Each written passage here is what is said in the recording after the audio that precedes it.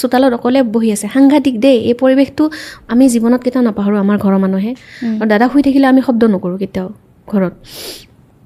চোতালৰ মাজত আমাৰ চোতালখন ডাঙৰ, আমাৰ গাঁৱৰ চোতালবিলাক ডাঙৰ ন, চাৰিওফালে ঘৰ, মাজত ডাঙৰ চোতালখন, বহি আছে অকলে এখন চকীত।